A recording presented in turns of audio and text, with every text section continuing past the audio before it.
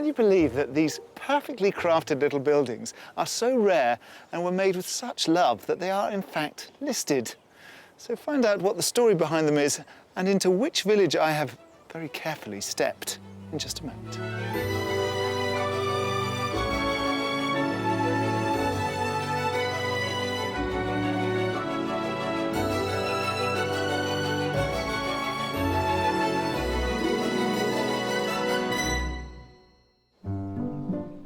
Coming up on today's show, a married couple want to find calm in the countryside as well as separate sanctuary from one another, but all under one roof. Our properties work hard to achieve exactly the right vision for one half. How it stacks together to create two living spaces at the moment, I cannot compute. Yeah. Yet. But it's full steam ahead for the other half of the duo. What do you think? It looks great. Wonderful. Come on, let's go. I can't wait to get inside.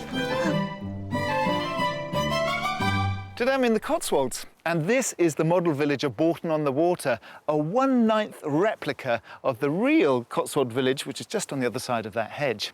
It was the brainchild of a local pub landlord who opened it to the public in 1937 to bring more tourists into the village, and it took 5 years to build. 5 years because this is the work of master craftsmen using limestone from the region and the famous stone tiles that are so typical of the Cotswolds. It's a real delight for all of us who grew up with Gulliver's Travels and Alice in Wonderland, and it also distills so much that is charming about this part of the world.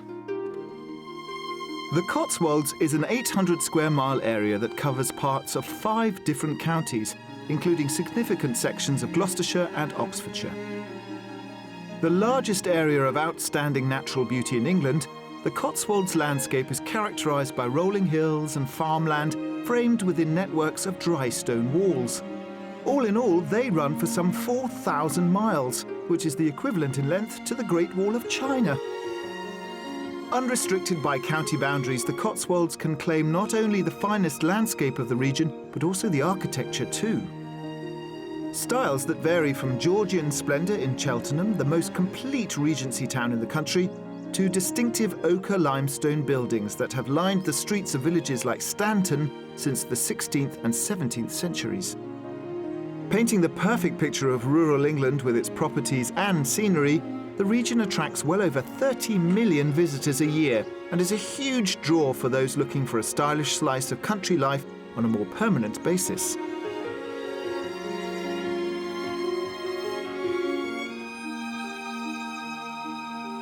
Let's be under no illusions, buying property in the Cotswolds is an expensive business.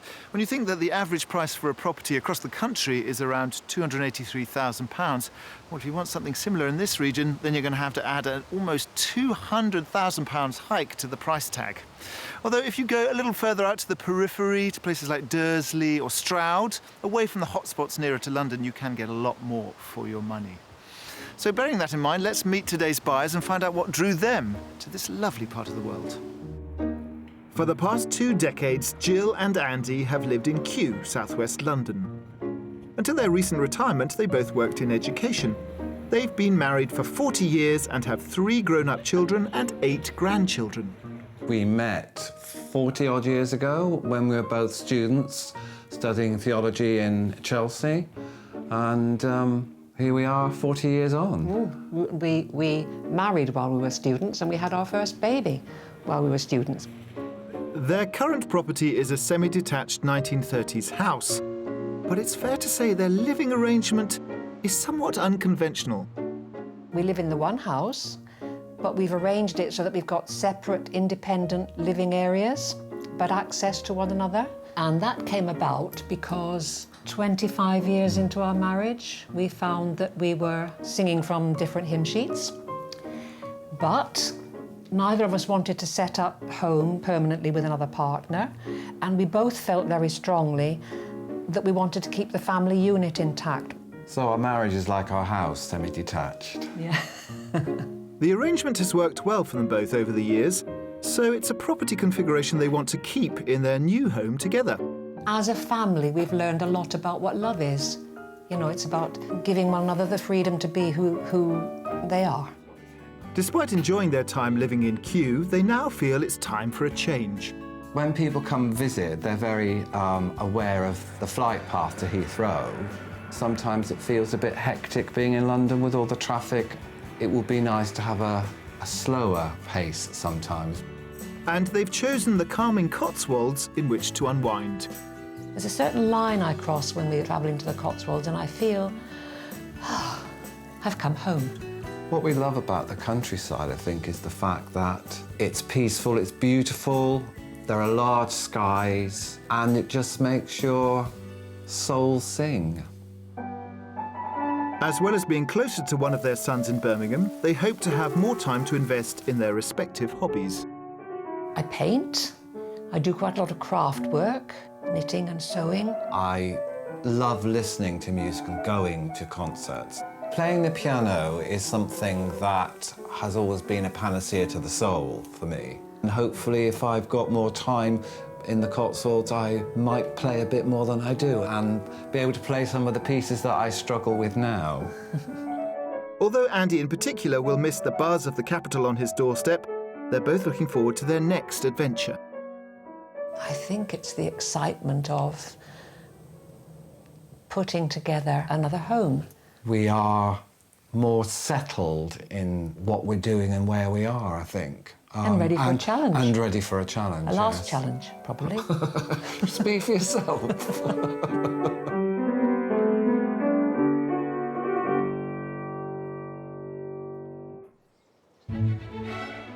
Our buyers want to focus their search in the Gloucestershire portion of the Cotswolds, around the centres of Moreton in Marsh and Bourton on the Water. So we're all meeting up to nail the specifics of their move. Good morning. Good morning. Good morning. Welcome to the Cotswolds. Thank you. We found you a little house. I wish. Yeah, maybe slightly over budget.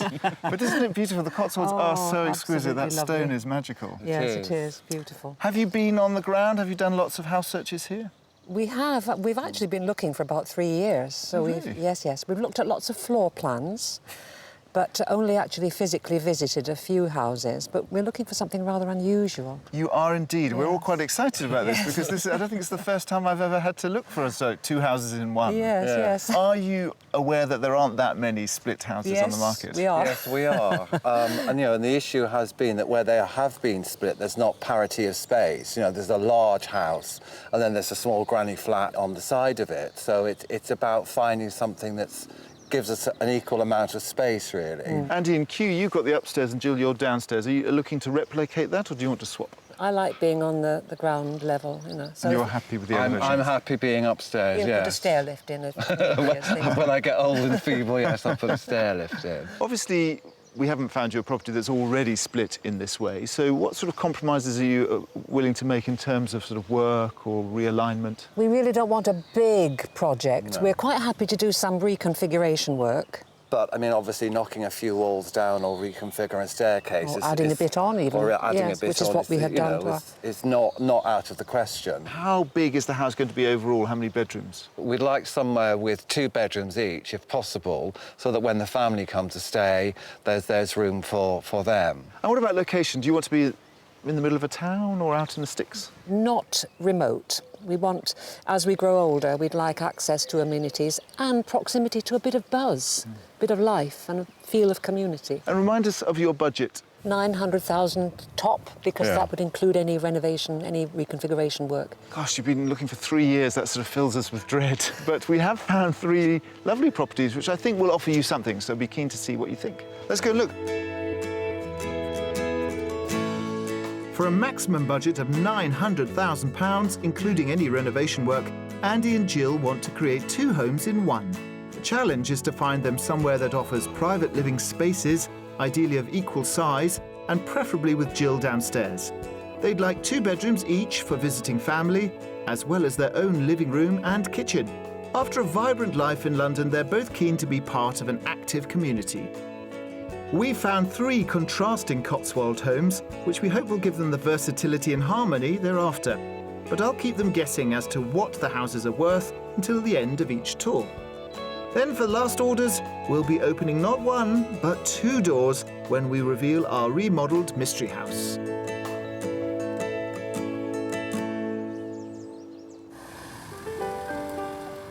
We're kicking off our property search in Gloucestershire, 8 miles north of Moreton-in-Marsh and 14 miles north of Bourton-on-the-Water, in one of the area's most elegant market towns, Chipping Campden. In the Middle Ages, this town prospered from a lucrative wool trade, and the many grand, honey-coloured limestone buildings are still a feature along the high street to this day. The arched market hall, dating from the early 17th century, is an elegant centrepiece. The property I want to show Jill and Andy is on the edge of town, just a short stroll from all the local amenities. Here is our first offering. Right. The house dates back to 1963, so the whole estate was built in the 60s, using the Cotswold stone. What are your impressions from the outside? I like it. Yes, it's a pleasant-looking house. Probably bigger on the inside than it looks from the outside. Obviously, we're immediately thinking about sort of separating it out for you guys. In this one, we're thinking of splitting it upstairs and downstairs. That's fine. It looks from the outside as though it would be perfectly feasible as an upstairs-downstairs division. Should we look inside? Oh, yes, let's. Built in the early 1960s, this detached Cotswold stone house has been extended twice, most recently to the side. There are a number of options for Andy and Jill to divide this house, starting with 2 separate entrances, one directly into the kitchen and the other into the central hallway, which I'm taking them through to start the tour. Come on, let's have a look. So we're going to be looking at the ground floor first, because you said you prefer the ground floor. I do, yes. They've extended out over into the kitchen here, and they have extended back here, so they've made themselves a lot more space. It's got the nice light, airy, It's spacious got the light, look airy that you feel. like. I like the size of the space as a kitchen living space is good. Come over here and you can see, so this is an extension that they put on in the 90s. Yes, Give them some space at the side. that's a good door for me. Yeah, so you've got another... And my entrance. Exactly, so you've got an entrance here, because we went through the hallway. Yes. It's a nice light hallway, but I think we'd have to reconfigure the stairwell. What we thought you'd have to turn the stairs one Yes. more time. Yes. So the front door would be yours. Yes. So you could come in the front door and just go straight upstairs. And then there would be a wall, so you'd have the back door and this door. Yes, yes, good. With a utility space off the kitchen, this floor also offers a snug dining area, separate study, downstairs cloakroom, and a large living room just across the hallway. Come in, I'm liking your thinking on the hoof, that's very good. So this is the living room at the moment. Yes. But the speed at which you're kind of redesigning this may be something else. It's light, the size is just about right. If we're thinking about reconfiguring, which we have to, for me, this would have to be the bedroom. Next door, where you've got the toilet, which could become the shower room, because you could extend that. Do you agree? Well, I had been thinking if I kept this as a bedroom, because the current kitchen and living space is a nice size of living space for me, then the little bit... The snug at the back could become my studio. It could be, yeah, that would be a really good thing. I'm loving it. It's a lot of thinking, and obviously you've done this before. You're way ahead of me, but I'm quite interested to see what you think of upstairs. Okay. Because he's quite animated about your floor. I don't know what it's going to be like upstairs. You'll expect fireworks up there. It's great that they already have plans for how they might reconfigure this space to make it work for Jill, turning the living room into a main bedroom, adding a shower to the cloakroom, and making the snug into a possible art studio. But what will Andy make of the 2 further upstairs floors that could form his part of the house? A top floor currently provides 2 small bedrooms in the eaves, one of which is en suite, whilst the middle floor offers 2 double bedrooms served by a family bathroom, as well as what is currently the large master bedroom. All right, this is the master with its own ensuite going over the extension. Well, this is a nice room. It's a nice size. Kitchen, possible kitchen? Yeah, I mean, this would make a possible, well, the only kitchen living area, really, with the bathroom, and then the other 2 bedrooms would have to be knocked together to make one living space. Living space? Well, yeah, because I've got a piano somewhere. Yeah, oh, yeah. So it would have to go, if anywhere, would go there. Essentially, here you've got 5 bedrooms. All of those are stud walls, so you can knock around everything on this floor and upstairs as well, if you wish. But let's go outside and talk about the outside and the price. Okay. So they could create a self-contained home for Andy by turning the middle floor here into a kitchen and living area, keeping the top floor as sleeping quarters. But I'm sensing that they aren't entirely convinced. At least the outside space is less problematic, as they're happy to share a garden, which in this case is secluded and offers mature beds and paved areas. Tuck ourselves in the corner here. It's not a huge garden. Well, that's OK. We don't want a huge garden. In fact, it's a nice-sized garden for us. I like the little vegetable garden. That's nice. OK, so I know there are issues upstairs, but what do you think a 5-bedroom property in the Cotswolds costs? It's probably about 795,000. Andy? Well, I don't think it's that much. I think it's 750. Well, in this instance, you're both wrong. It's actually cheaper. It's on the market for £675,000. All right. Well, that gives a lot of scope. So the reason we showed it to you because it would give you a big pot of money to do whatever you wanted to. Yeah, OK. Good. Well, go in and have another look round, just to sort of get your bearings and to have a little chat. And then I'll meet you at the front and we can go on to the next one. OK, thank you. Under budget by £225,000, this detached, extended 1960s house would leave plenty for Andy and Jill to make alterations to divide the space. Currently offering a large kitchen diner, 3 additional reception rooms and 5 bedrooms spread over 3 floors, the property is located on the edge of a popular Cotswolds market town with excellent facilities. I like the house, I like the garden. I can see how, with a bit of tweaking, the downstairs space, which would be my part of the house, would work well for me. Downstairs obviously works for Jill. The problems in this house lie upstairs. I cannot see the upstairs being reconfigured to my specifications, and that's got to be important, making such a big move. Good. All done with your deliberations? Yes. Yes. Time for another house, though. Yes, good, OK. Good. Follow me.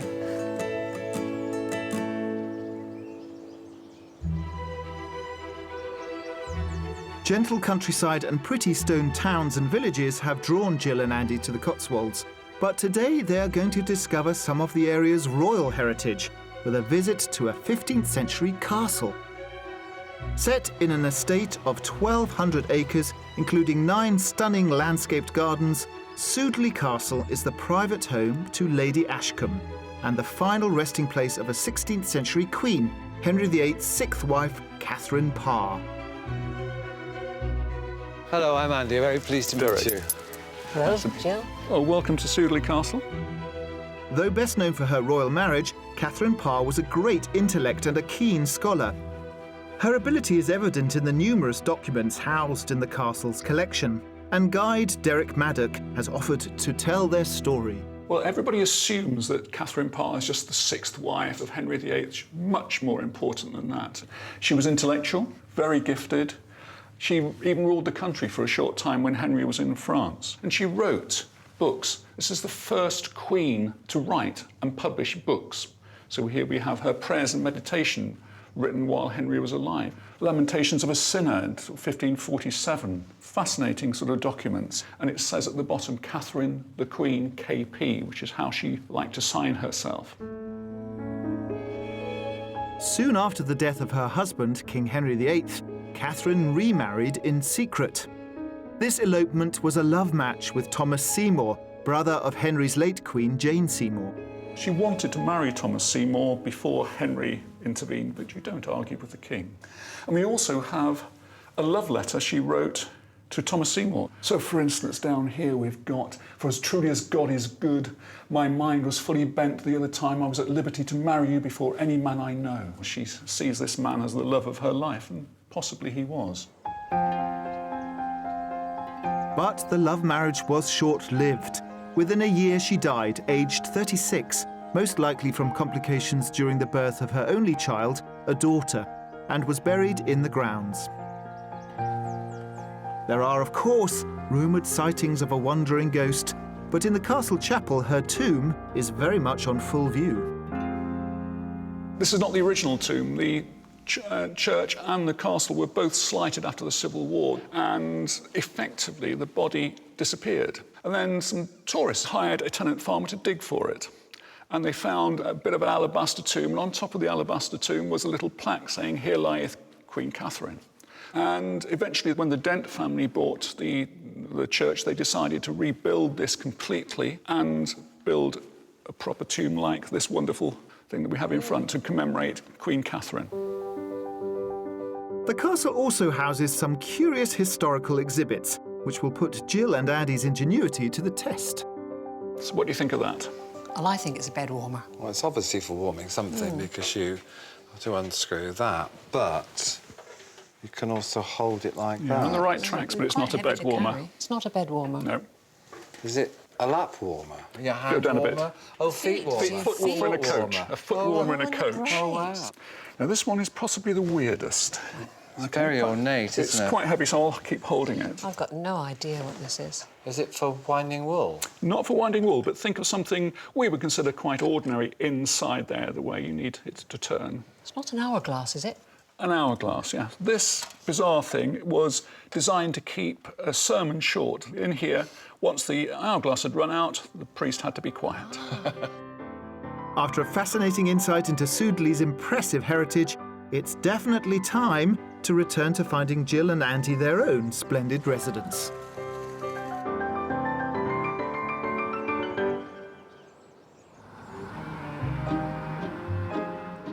For our second property, we're travelling less than a mile from Chipping Campden to the hamlet of Broad Campden.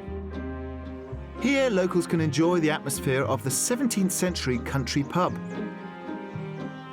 Cotswold stone cottages are surrounded by rolling farmland, largely given over to sheep and accessed via a network of bridleways and footpaths, including the Heart of England Way. We're heading to the edge of the hamlet, where the 4-bedroom detached house I want to show them is located.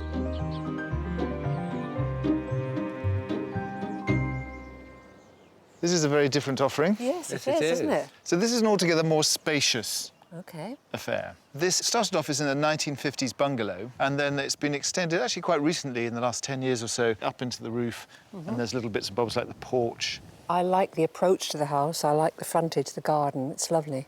We couldn't decide how you would split it, so I'm not going to chase you in one direction or other, but you could go left, right, you could go up and down. OK. OK. Should we take a look inside? Oh, yes.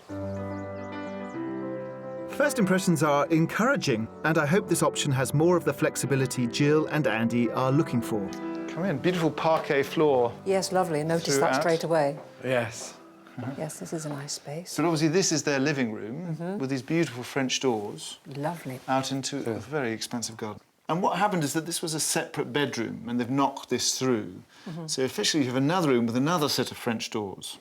OK. So of course, you could go upstairs, downstairs, but this house, unlike the other one, offers the possibility of going left and right. The fact that you have the potential to either go up, down or left and right is really interesting. But it's the logistics then of how you do that. Good. Well, let's continue the talk so it'll become clearer. Here's the kitchen.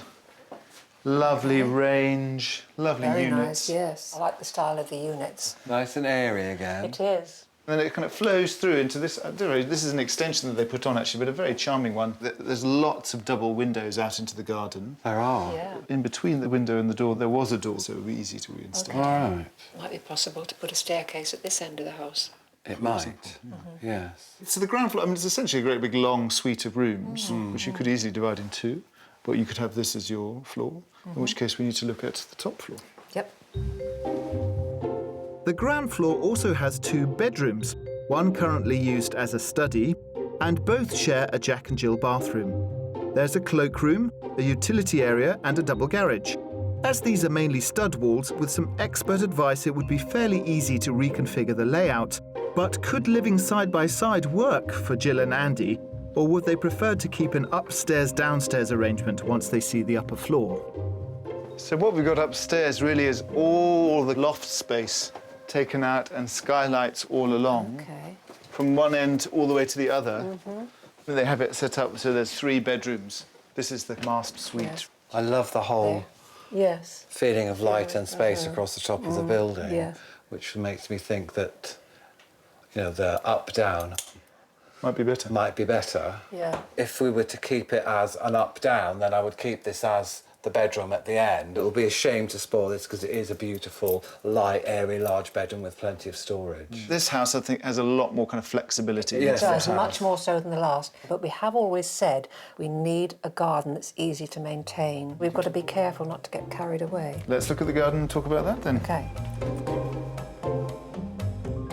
So far, it seems that this property has something for both of them, so it just remains to see if the generous garden with its heated plunge pool will be more than they bargained for. It is a big garden. It is a big garden. Very beautiful. It's about 3/4 of an acre, which is a big plot. Yes, it will take a lot of maintenance. Yes. Once we know the price and you know what we need to spend on the house, there might be room to have somebody come in and look after the garden for us. When it's on the market for, oh, you're trying to trick me, but that's your job. What do you think the price is? I think it's got to be much nearer the top of our budget, 850,000. No, it's less than that. It's about 800,000, I would say. It's actually just a shade under what you said. It's on at £798,000. Wow, that's good. That's a good price. That gives us a bit to play with. Do have a walk around, because this is a property where you do need to kind of have another look, and I'll see you at the front. Okay. Thank you. Okay, thank you. Whew. I think we're much closer to the mark with this one. It's a tricky challenge to find this property. And if the big garden is the main bone of contention, I think we did pretty well. £102,000 below budget, this extended property would leave a healthy sum for our semi-detached couple to create separate living spaces, side by side or on different floors. With 3 reception rooms, a kitchen and 2 bedrooms on the ground floor, as well as a further 4 rooms split into 2 suites upstairs, the house could provide a real balance of accommodation. And although the garden is larger than they hoped for, there should be enough left over to pay for a gardener. I don't think there's a huge amount of work to be done in this place to make it suitable for me and Andy. Certainly downstairs, from my point of view, the changes would be cosmetic. I love this long, open, galleried feel to this. This space is very much what you've always hankered after. Yeah, I love the loft look. The loft look, yeah. I think it'll be fantastic. Having looked at it, the up-down solution is the better one because it gives both of us the space we require without really damaging the intrinsic architecture of the building too much. Hello. Hello. All done? Yeah, I think so. Excellent. Good. So that's our last house for the day. Let's go and find a little place to rest and relax. Good idea.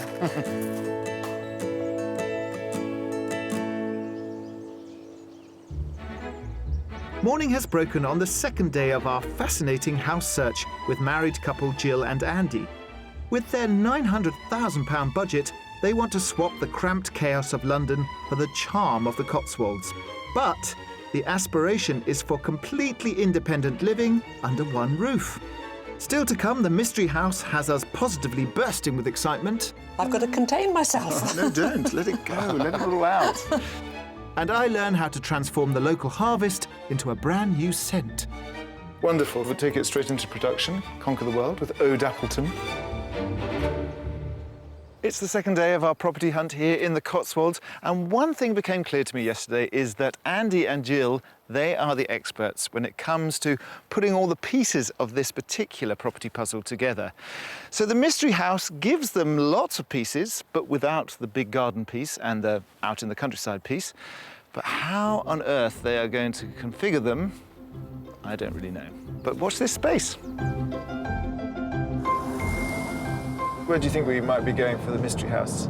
You've shown us 2, in Cotswolds terms, relatively recent builds. I think the mystery house might be an older, more traditional house. I don't think you'd be cruel enough to show us a plot of land on which to build, although you might. For our mystery house, we're heading 12 miles east of Moreton in the Marsh, into the Oxfordshire section of the Cotswolds and the village of Hook Norton. The village is home to a famous local brewery, housed in a grand late Victorian building, producing the renowned Hooky cask ales. There's also a museum telling its brewing history. But the village is no museum, as community spirit is alive and well here, with many amenities to hand, including a post office, shops, and a choice of 3 public houses. Right in the centre of the village, a former pub has been transformed into this substantial property, our 7-bedroom mystery house. Hopefully, it will fulfil our couple's quest to create 2 homes in one. Ooh, it's the mystery house. I'm very excited about this one. Yes, I am too. You are too? I am, because I love the immediate environment. It's beautiful. And I love the outside. That's the look I had in mind. It's an exceptional building. Quite excited to show you around, largely because it's got 2 front doors. I've seen that. see that. Can't go. We were like, oh, it's got 2 front doors. Show it to them, show it to them. What do you think? It looks great. Wonderful. Come on, let's go. Can't wait to get inside. Dating back to the 17th century, the mystery property was a pub until 2012, when it was bought and converted into a luxury home. And the unique pedigree of the building is such that it has been given a Grade 2 listing. Woohoo! Here we come. Wow. Oh, it's beautiful, isn't it? I've got to contain myself. No, don't. Let it go. Let it all out. They've got these amazing York stone flagstones yes. and incredible fire. The fabric of the building is listed, so that Okay. means things like the fireplace, the beams. Yes. You have to work kind of hand in glove with the Yes. planning officer, so you could do things, but you'd have to get them on board. Yeah. Okay. Well, you ain't seen nothing yet. It gets better and better. Follow me.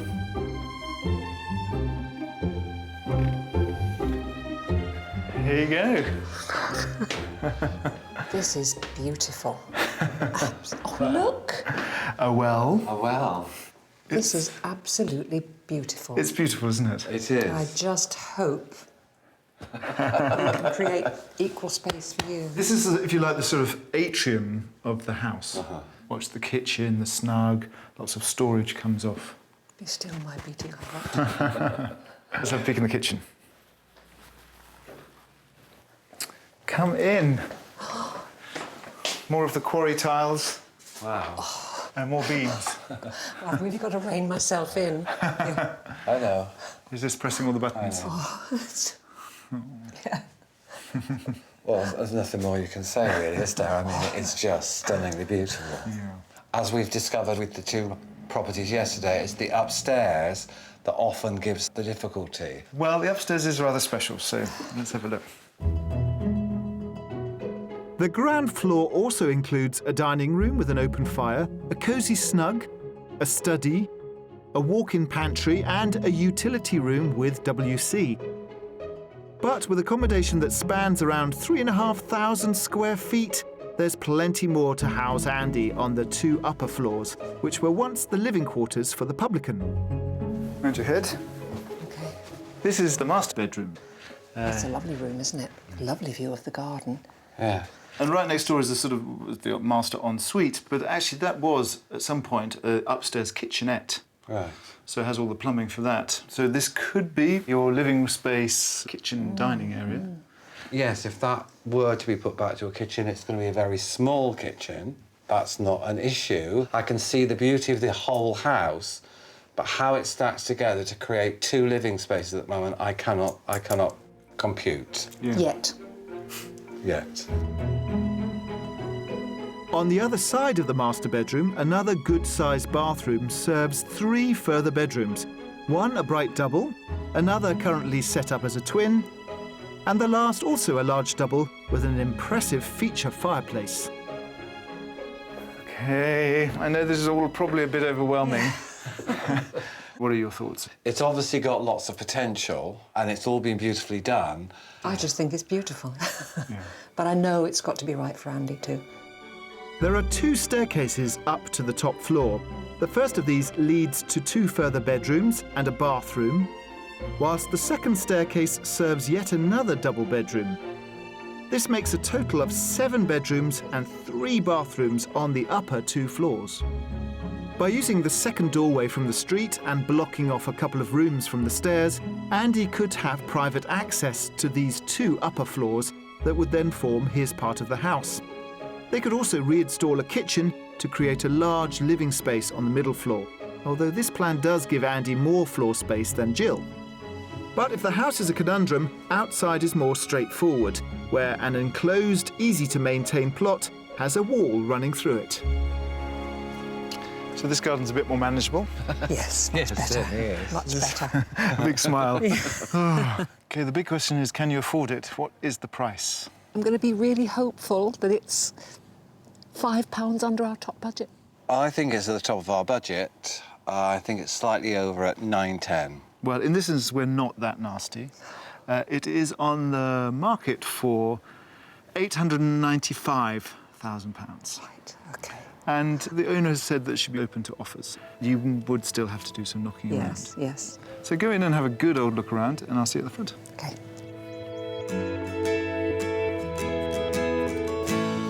£5,000 below budget and open to offers, this listed mystery house has the space to give them 2 good-sized homes, subject to planning consent. It has 7 bedrooms, 4 reception rooms, a kitchen breakfast room, and plumbing for a second kitchen on the middle floor. Plus, there's a low-maintenance walled garden, and it all lies in the heart of a popular Cotswold village. I'm having to rein myself in because I love this property. The space that would be mine is practically perfect. I don't think I could improve on it. It's just perfect.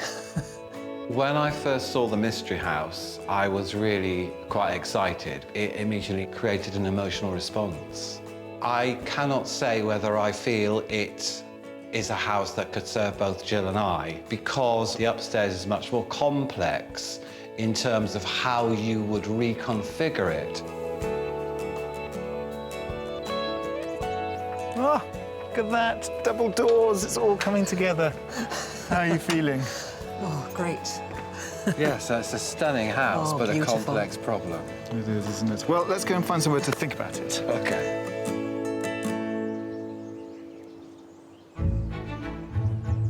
Much of the Cotswold landscape, from dry stone walls to pretty market towns, is a legacy from the Middle Ages, when the area was at the centre of the wool trade. But changing demands over the centuries have led farmers to find new ways to make a living from the land. I'm meeting Charlie Bird, who's a third-generation farmer and who is championing one of the most recent additions to the rolling Cotswold fields, something perhaps more commonly associated with the south of France, lavender. So how long have you been growing lavender? When did you start? We started growing lavender in 2000, so it's still a relatively new crop in some ways for us. And was that a departure from what you did before? Yeah, we were then and still are arable farmers, but lavender started as a little bit of a diversification on the farm, and now it's become the most important crop on the farm, and the rest of the farm is now a bit of a sideline. So talk me through the kind of seasons. Yeah, full bloom will be in about a week's time. We'll start harvesting in the last week of July, and it will take us about 2 weeks to complete harvest. Because it's the oil that you're looking for, that's the kind of key ingredient, isn't it? Yeah, the oil's a very important thing for us, yes. Lavender produces oil as a reaction to drought, stress, so what we're after really hot, dry conditions before harvest. Worst case scenario is very heavy rain, and we have had total crop failures. For example, this field here, we had 5 inches of rain the day before we were going to harvest a few years back, and that just knocked all the flowers off completely. And the whole thing lost? Yeah, no harvest whatsoever. Despite the vagaries of the English weather, the farm now grows 3 different varieties of lavender. 500,000 plants set out over 70 miles of rows yield up to 1,500 litres of oil a year. Each plant will produce about 1.5 mils of oil. So there's 10 mils of oil there. That will come from around 6 plants. So what happens to the oil? Where are your main kind of outlets? We use about 20% of the oil we produce ourselves through the farm here. We have a shop on site. We also sell off-site to soap makers, candle makers, perfumers and people like that. So we're going to go and visit the perfumier in Bolton-under-Water, just around the corner. So do you supply to them? We do supply to them, yeah. They use our lavender in some of the products that they make. Excellent. So we will see your oil at work. Great. Very nice to meet you. Good luck with the harvest. I hope it doesn't get washed away. Thank you very much. 10 miles from the lavender fields is the perfumery in Bolton-on-the-Water. Hello, John. Morning. It was founded in the 1960s by the father of John Stephen, the current nose behind the family business, who sends his products as far afield as Russia and the Middle East. So Charlie's oil is world-class oil, is it? Well, English lavender oil is unique, and it's very, very different from any other lavender in the world, and very highly prized in perfumery. John's going to demonstrate the qualities of this local lavender oil by creating a new scent for men. First of all, we would plan out the fragrance, decide what oils you're going to put in the fragrance, decide on the amounts, and then mix it together. We'd normally start with the base. Base notes evaporate very slowly. If you have a lot of high proportion of base notes, your perfume will last a long time, but it's going to be rather heady. Doesn't everybody want their perfume to last a long time? Ideally, but everyone wants a loaf of bread to stay fresh for a month. Who doesn't? Good analogy. Vetiver, that's my favourite scent. Right, yes, very nice. Let's get the vetiver from Haiti. Wow. We'd better put Charlie's oil now, hadn't we? So that's that one. A good middle note to go with your lavender fragrance would be the solvent extracted lavender, which is a lavender absolute. And then we could do with some bergamot as a top note, because that lightens and freshens it and brings it through. Or we could put 5 drops of each and 20 of the bergamot. Cool. And see how it goes. With the scents selected, the drops of essential oil are mixed together with ethanol to create a 10% solution. Have a smell of that. Yes, I smell a lot of bergamot. Goes well, very well with the lavender though, doesn't it? Wonderful. We'll take it straight into production. Conquer the world with Ode Appleton. Thank you, John. It's a real pleasure. Have a good smelly day. Okay.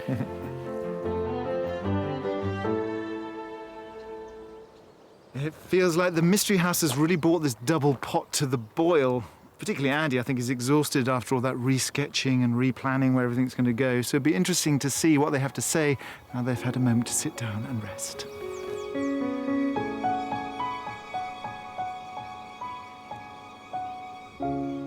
This is very nice, isn't it? It certainly is. What's your status right now? How are you feeling about the houses? House number 2, initially I was very sceptical about because it looked like a bungalow, but actually inside the potential was fantastic because you would have to do very little downstairs to create a separate living space. And certainly upstairs, I liked that galleried feel of that, and that, again, would take very little configuration. The biggest drawback on property number 2 was the size of the garden, which was, for us, would have been unmanageable and just a burden. And what about the Mystery House? Oh, I fell in love with the Mystery House. Typical Cotswold feel. It was exceptionally beautiful and would have worked well as a family house. The upstairs, which is kind of higgledy-piggledy, is less easy to rearrange. So there are lots of things that we need to take into consideration. Although I think both our hearts are saying, buy me, you know. So what happens right now that we've seen all the houses and the dust has settled? What's the next step? Have a careful look at the floor plan of the Mystery House and then move forward from there. Thank you so much for coming on the show, because it's been a really fascinating project to kind of work through with you. And do let us know if you manage to square the circle and find this place. We will, and thank you so much. Thank you very much. It's been a joy. What an intriguing house search, and what an intriguing dynamic there between Andy and Jill. I wonder whether they'd ever find a house that completely resolved what they were looking for in one building. Though I have to say, we did very well, and we found 2, I think, that offered them great new ways of thinking about that particular compromise. I hope you enjoyed the show, and I hope you'll join us next time for more Escape to the Country. If you would like to escape to the country in England, Scotland, Wales or Northern Ireland and need our help, please apply online at bbc.co.uk/beonashow.